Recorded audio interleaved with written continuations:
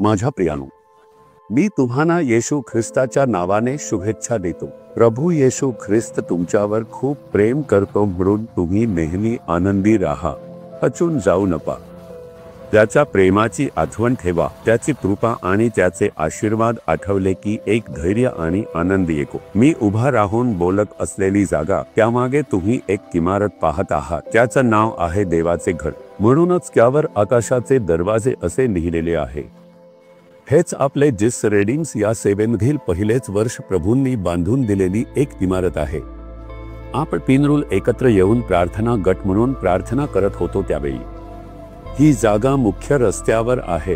अर्धा एकर जमीन एका आईने सेवेसाठी म्हणून मोफत दिली।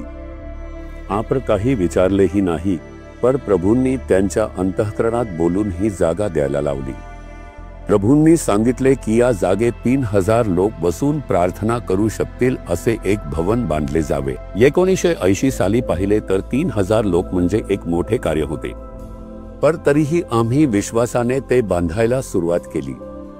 प्रभूंनी हे बांधून पूर्ण करून दिले। 1989 च्या मे महिन्यात बंधू DGS दिनाकरन स्वतः येऊन याचे उद्घाटन केले।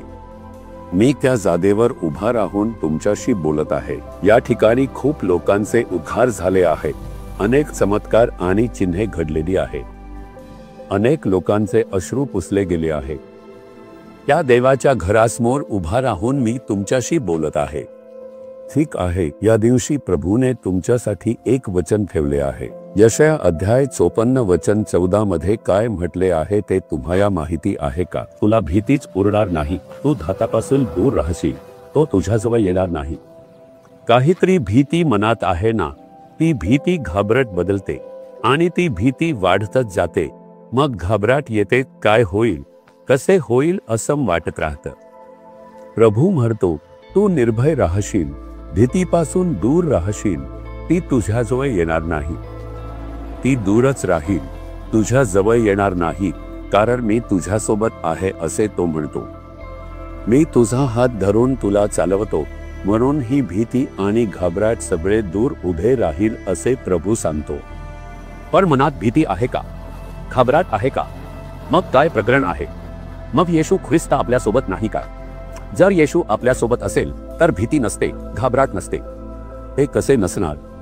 आपण तर या जगातच जगतोय। हीच परिस्थिती आहे आपली। घरात समस्या आहे, कामाच्या ठिकाणी संघर्ष आहे, आजूबाजूच्या समाजात इतकी तणावपूर्ण स्थिती आहे। अशा वेळी भीती कशी येणार नाही? भीती येईल आणि निघून जाईल, ती तुमच्यात स्थायिक होणार नाही, ती तुम्हाला त्रास देणार नाही। भीती येते आणि जाते। भीतीदायक परिस्थिती आपण पार करू, आपण भीतीमध्ये बुडून जाणार नाही, आपण भीतीचे गुलाम होणार नाही, भीतीच्या गुलामगिरीत गोंधळून राहणार नाही। हेच तर परमेश्वराचे वचन आहे। म्हणूनच परमेश्वर म्हणतो, तू भीतीपासून आणि घाबरण्यापासून दूर राहा, ती तुझ्याजवळ येणार नाही। कोणी विचारले तुम्ही निर्भय धैर्याने कसे राहू शकता, तर त्याचे उत्तर, येशू आपल्या सोबत आहे। या देवाचे घर उभारायला सुरुवात होताच मोठा विरोध सुरू झाला।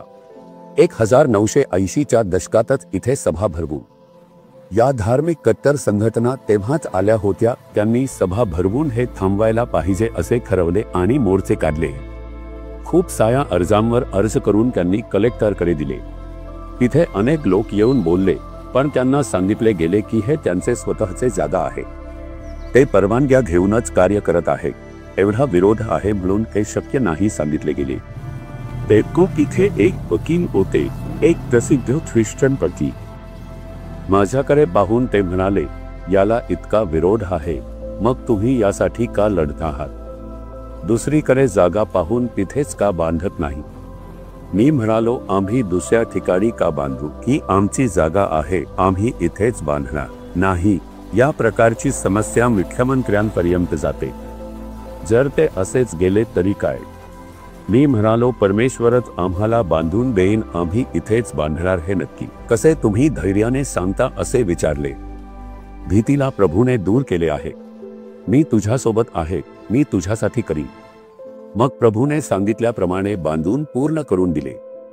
तुमच्या आयुष्यात घडणाऱ्या भीतीदायक परिस्थिती, भीती निर्माण करणारे लोक, भीती निर्माण करणाऱ्या गोष्टी जरी आल्या तरीही येशूच्या नावाने ती भीती दूर उभी राहील. ती तुमच्या जवळ येणार नाही, ती तुम्हाला स्पर्श करणार नाही. विश्वास ठेवा. विश्वास ठेवलात तर आपण भीतीवर विजय मिळवू शकतो. आता बोला, येशू तुम्ही माझ्यासोबत आहात. कोणतीही भीती किंवा घबराट माझ्याजवळ येणार नाही, मला ग्रासू शकणार नाही. मी ज्याची भीती बाळगतो तसे काहीच घडणार नाही. सर्व काही चांगल्या दिशेने बदलणार. येशूच्या नावाने आमेन आमेन.